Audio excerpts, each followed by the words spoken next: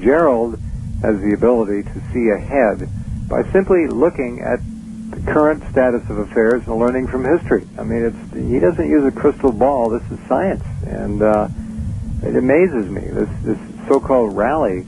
You called it, Gerald. You were the first one. You said there's going to be a false flag rally. They call it green shoots, whatever. This fall, folks, and I'll tell you, we've talked about this before, you better get ready. You better have food. You better have preparations made now for this fall. And fall will be here very quickly. Well, those are the targets that we're looking at. We're looking at fall, and we're also looking, if it makes it through fall, again, because they could come up with schemes undreamed of, they could postpone it in trying to make it look dandy for Christmas sales. But after that, the Christmas sales are going to be terrible. We're looking at luxury, by the way, luxury items. You know, places like Neiman Marcus, Saks, I mean, they're off like 30%, in the last quarter. We just saw out of Japan, Japan's GDP is on track to go down almost 16% this year. Right. Exports coming out of China down 23%. All this talk about the Chinese economy, booming and domestic demand. And they're never going to have the kind of domestic growth needed to sustain that economy without exports. So they're dumping their trillions into stimulus packages. But the difference is, of course, they're not borrowing the money. But that's going to run out as well. But the point being, and you really hit on it, is that people better start preparing now. They're being low. I was thinking of a metaphor today. With the Republicans, the hard right wing, they go to war, they're tough, they'll blow, if you had a frog, they would blow the frog's brains out. The Democrats, they put the frog in the boiling water and turn up the heat a little bit at a time. Right. And what we're looking at is the heat is being turned up. And the people aren't going to be prepared for this bailout bubble, because when this one breaks, as we pointed out, the whole economic system comes down with it. Because unlike those other bubbles, this wasn't a government those weren't government enterprise as these are. And they've mortgaged our present, our future, and the future of the future with these tens of trillions of dollars of fake money that they're dumping into the system.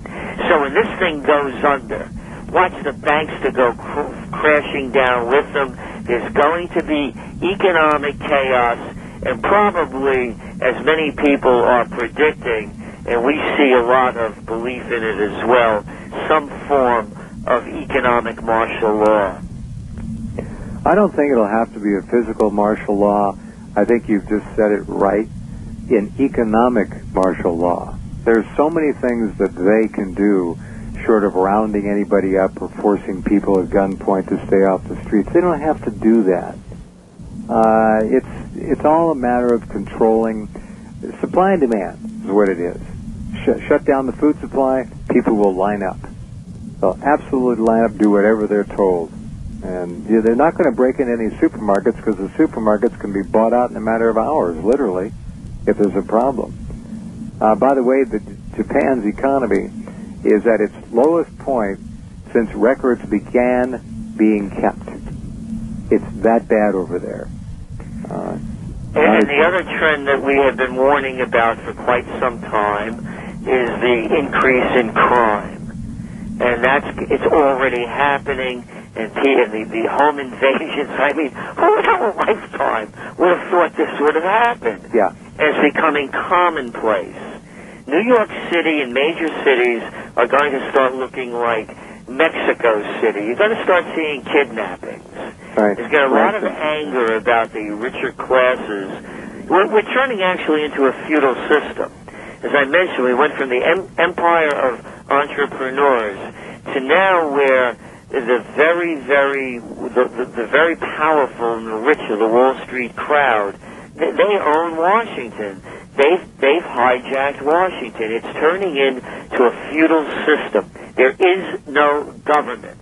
The government is bought and paid for by the Goldman Sachs gang and the rest of the Wall Street White Shoe Boy Club, or mob, I should say, that's really in control of things. You mentioned AIG, and we're into them actually for $180 billion. The former CEO of Goldman Sachs, Henry Paulson, when they did the AIG bailout, the only person outside of Treasury and the Federal Reserve was Lloyd Blankfein, the current CEO of Goldman Sachs, and we gave Goldman Sachs $13 billion of our dollars to cover the bad bets they made on AIG. And the guy that's running AIG now for We the People is Ed Liddy, and where's he from? Goldman Sachs. And where was Robert Rubin from, the former Treasury Secretary under Clinton? Goldman Sachs. And who's Timothy Geithner, our current Treasury Secretary, a protege of Robert Rubin? You know, you call it anything you want, but you could call it a criminal enterprise, and that would be more accurate than anything.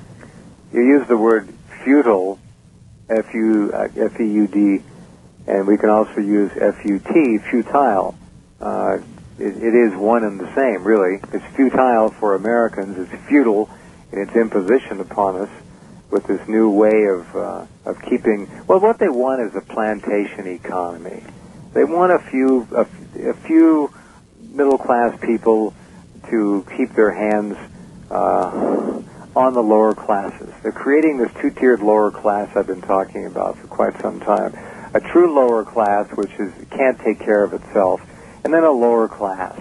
The middle class, as we knew it, is being gutted. America was really, I think, raised to its zenith on the backs of its hard-working middle class. That, of course, has been largely destroyed, and that is what this ultimately is about. They want lower class, upper class, and a skeleton crew of middle class, so the upper class doesn't have to get its hands dirty. That's it. And Aristotle was one that talked about how the strength of the nation was built upon a strong middle class, and it's vanishing before our eyes. And again, it's the frog in the water, and the heat's being turned up, and they're just not jumping out. They're buying into it. They're being lulled to death. But again, for the people that want to make their way into the future, there are opportunities. And quality is going to be key. Yes, you can open up that little restaurant. You can have the best steak sandwiches you can get anywhere. The best crumb buns, crullers, or croissants. The best of the best is going to make it. And for you folks that are sending your kids to college, don't waste your money if they're not getting a degree in something that's going to not provide a return on investment immediately. If they're going for psychology, sociology, business administration, journalism, anthropology, art history, humanities, save your money. Economics, I love that one. Economics, the sorcery science. So this is a time to really be smart. And to have your child go to work for somebody who's established, a master in that field, and particularly to learn how to do things with their hands as well as with their heads. I met a plumber who was making $75 an hour. We were talking, and he says, I have a degree in civil engineering, but I wanted to make some money. He's a plumber. He loves it. So learn a trade, folks. By the way, you talk about the frogs in the pots. You can almost hear them singing, even as the steam-like vapors arise around them, obscuring their view. Yes, we can. Yes, we can. Change you can believe in. That's it.